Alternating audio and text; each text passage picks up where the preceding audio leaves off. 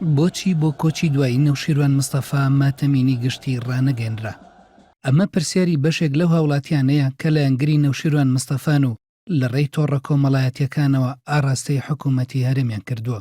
لە زۆربەی وڵاتان لە دوو حاڵەتدا ماتەمینی گشتی ڕادەگەێنرێت.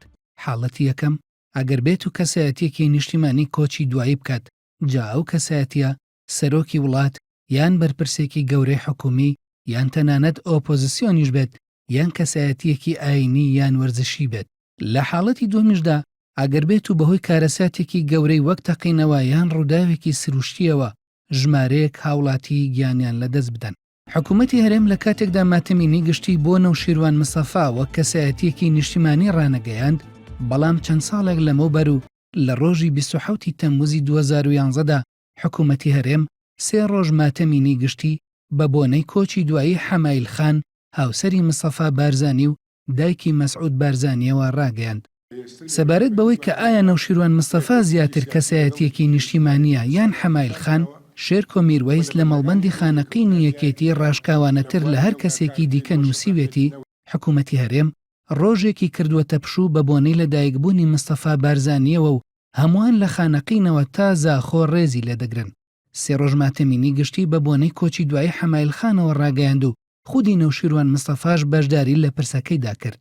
بەڵام حکوومەتی هەرێم بۆ نەوشیروان مستەفا کە هەموو تەمەنی بۆ کوردایەتی و ئازادی و دادپەروەری تەرخان کرده بوو، تەنانەت ئامادە نەبوو ئاڵای کوردستانی بۆ دابگرێت.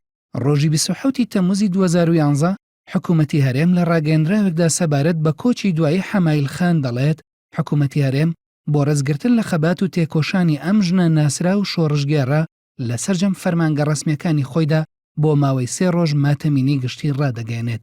بەڵام حکوومەتی هەرێم لە ڕاگەیەندراوەکەیدا سەبارەت بە کۆچی دوایی نەوشیروان مستەفا جگە لە سەرخۆشی لە بنەماڵی نەوشیروان مستەفا تەنیا ئەم ڕستەی نووسیوە: هیوادارین بزوتنەوەی گۆڕان لە خەبات و تێکۆشان بۆ داوەڕەوەکانی گەلی کورد بەردەوام بێت کە نەوشیروان مستەفا لە پێناویدا تەمەنێکی درێژی خەبات و پێشمەرگایەتی بەڕێکرد. لەمبارەیەوە بەشێک لە هاوڵاتیان ڕەخنان لە حکوومەتی هەرێم گرتووە. بۆچی حکوومەتی هەرێم ماتەمینی گشتی بۆ نەوشیروان مستەفا ڕانەگەیاندووە کە بە پێی ڕاگەیەندراوەکەی خودی حکوومەت تەمەنێکی درێژی بۆ خەبات و پێشمەرگایەتی لە پێناو کووردا تەرخان کردووە؟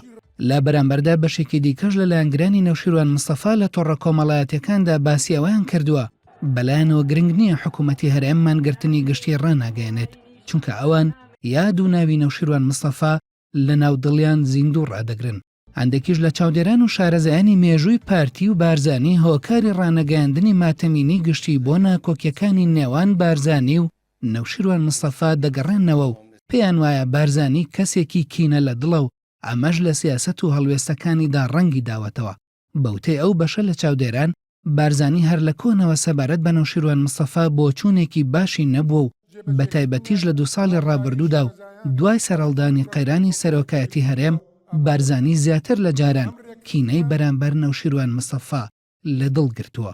ئەو کەسانی کە بەرپرسن لەوەی کە کێشە بۆ کۆمەلگا دروستەکەن و مصیبەت بەسەر وڵاتەکە ئەهێن و کاروباری خراپەکەن ئەکەونە بەردەمی دادگا و لێپرسینەوە ئەوانە